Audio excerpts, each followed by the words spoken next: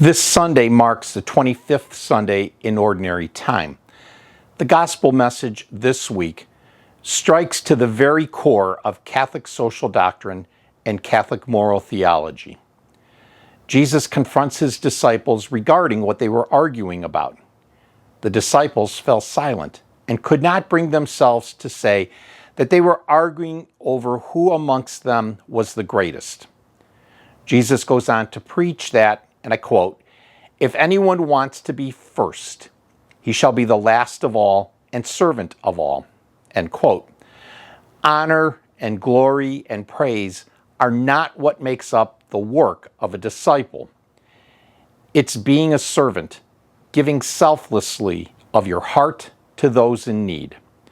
Just about all of the pieces and parts of Catholic social doctrine are at play in this gospel passage. Dignity of the person. We are all brothers and sisters. The call to family and community. The preferential option for the poor. I could go on, but let me note that recently I participated in a webinar that talked about Catholic moral theology.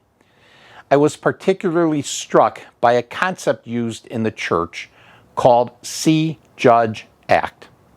Simply, we see a situation, we compare it to what should be happening, we are moved to action. See, Judge, Act. Again, I am oversimplifying these three parts. The point is that the second part, judge, where we discern what should be happening in a situation, is the point where Catholic social doctrine comes into play.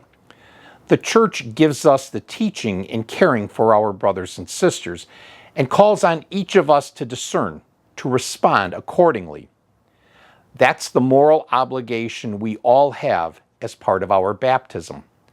Love is not selfish, it is selfless, which then makes it be life-giving to those around us. Catholic moral theology calls on us to act, to respond. Catholic social doctrine gives us the tools, the teachings to act in accordance with church teaching.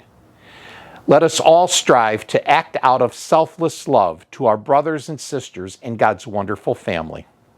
Until next week, peace and blessings.